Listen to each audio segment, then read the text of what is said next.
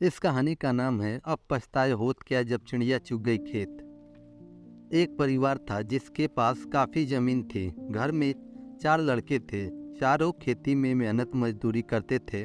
परिवार बहुत बड़ा था। जितना वह मेहनत करते उतना उन्हें मिलता नहीं था, क्योंकि खेत में पानी की कमी थी और मौसम की मार पड़ती जा रही थी, जिसके कारण खाने तक के लाले थे। तो बच्चों की पढ़ाई तो दूर की बात है, अगर इस बीच कोई बीमार हो जाए तो गरीबी में आटा गीला जैसी बात हो जाती थी।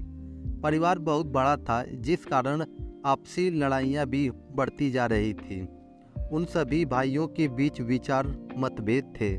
सभी अपने खेत में अपने हिसाब से अलग अलग फसलों की खेती करना चाहते थे, जिसे देखकर परिवार के मुखिया ने खेत को 4 बराबर हिस्सों में बांट दिया और सभी भाइयों को अपने अपने परिवार की जिम्मेदारी सौंप दी, ताकि जिसे जो बेहतर लगे वह करे।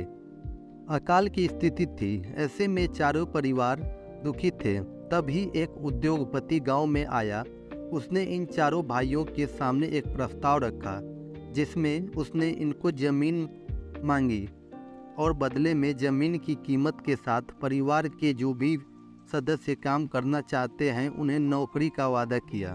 दूसरे दिन छोटे भाई ने सभी को विस्तार से पूरी बात बताई और कहा कि वह इस प्रस्ताव के लिए तैयार है, लेकिन तीनों बड़े भाइयों ने इस प्रस्ताव को मानने से इनकार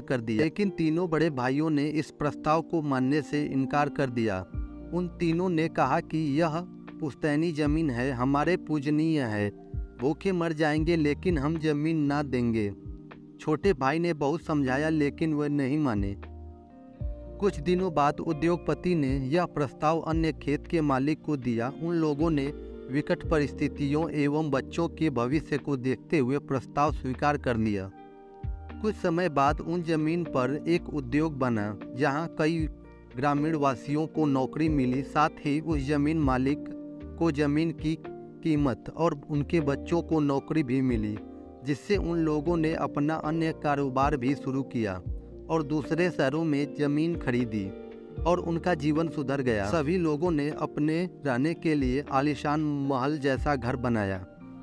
छोटे भाई ने भी अपनी जमीन उद्योगपति को दे दी थी, जिस कारण से उसे भी उसके जमीन का बेहतर दाम मिला और साथ ही उसे उद्योग में काम करने के लिए नौकरी भी मिली थी, जिस कारण से छोटा भाई अपने परिवार का खर्च बहुत ही आसानी से उठा पा रहा था और अपने बच्चे को अच्छे स्कूल में पढ़ा रहा था।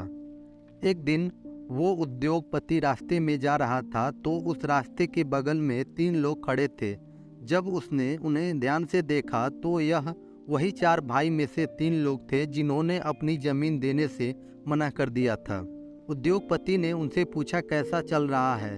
तब सिर झुकाकर कहा, साहूकार का कर्ज बढ़ गया था, जमीन हाथ से चली गई, अब मजदूरी और बाग का काम करते हैं। उद्योगपति ने कहा, अगर आप हमारी बात मान लेते तो यह दशा न होती।